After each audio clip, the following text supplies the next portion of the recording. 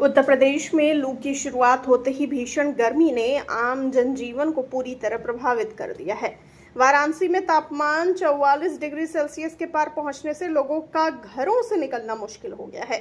दोपहर के समय चल रही तेज लू और तपती हवाओं के कारण सड़कें और गंगा घाट सुनसान दिखाई दे रहे हैं। वाराणसी के प्रसिद्ध दशाश्वमेध घाट पर जहां आम दिनों में हजारों की संख्या में श्रद्धालु और पर्यटक नजर आते थे, वहां इन दिनों भीषण गर्मी के कारण सन्नाटा पसरा हुआ है।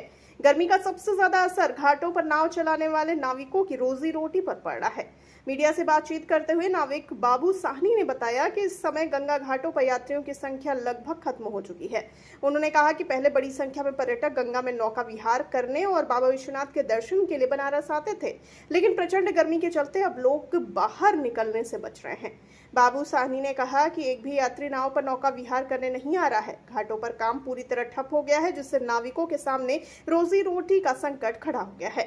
उन्होंने शासन प्रशासन से मांग करते हुए कहा कि सभी घाटों पर यात्रियों और नाविकों के लिए ठंडे पानी, कूलर और छांव की व्यवस्था की जाए, ताकि लोगों को राहत मिल सके। साथ ही पर्यटकों को भी बेहतर सुविधाएं मिले और घाटों पर फिर से रौनक लौट सके।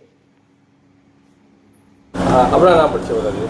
मैं बाबू साहनी, मैं नाविक हूँ। बाबू जी, देखा जाए इस समय धूप बहुत तेज है, 44-45 डिग्री है। कितनी दिक्कतें परेशानी हो रही है वो घाटों पर? बहुत दिक्कत परेशानी हो रही है। आप देख सकते हैं पीछे हमारे घाट पूरा सन्नाटा पड़ा हुआ है।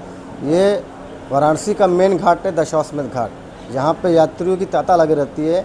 मगर गर्मी की वजह से, हाई अलर्ट होने की वजह से यात्रियों की संख्या में बहुत कमी हो गई है और धूप को देखते हुए हमारे निषाद समाज की भी रोटी ठप पड़ी हुई है। आप देख सकते हैं कि गंगा में कितनी कम नावों की संचालन हो रही है और हमारे रोजी रोजगार पर भी बहुत असर पड़ रही है। गर्मी को देखते हुए यात्री जो है बनारस छोड़ के पलायन कर रहे हैं। वो कहीं ठंडे जगह पे जा रहे हैं, कहीं हिल स्टेशन पे जा रहे हैं। बाबा विश्वनाथ की नगरी में, काशी में हज़ारों की संख्या में श्रद्धालु आते थे, मगर गर्मी की वजह से यात्रियों की कमी में कुछ कमी आई है। देखा जाए तो कई घाटों पर जल की भी व्यवस्था नहीं लग रहा, तो क्या आप अपील करना चाहते हैं? मैं शासन प्रशासन से ही मांग करना चाहता हूँ कि जल की व्यवस्था होनी चाहिए, क्योंकि जल की व्यवस्था कहीं भी नहीं है। अगर आप देख सकते हैं कहीं ठंडा कूलर वाटर भी नहीं लगा है, इसको लगानी चाहिए, जिससे कि स्थानीय लोग के साथ साथ पर्यटकों को भी सुविधा मिले। तो इस समय क्या सन्नाटा हो जा रहा है 10 बजे के बाद? बिल्कुल, 10 बजे के बाद पूरे 4-5 बजे तक एकदम सन्नाटा रह रहा है। बहुत कम यात्री आ रहे हैं, क्योंकि धूप इतनी तेज़ है कि आदमी को चक्कर आ जा रहा है। तो इससे क्या आप लोग के रोजी रोजगार में भी संकट है क्या? बिल्कुल संकट है। जब यात्री नहीं आएंगे तो हमारी नावें खड़ी रहेंगी, चलेंगी नहीं, तो हमारी रोजी रोटी बंद पड़ी रहेगी। संकट तो आ ही गई है।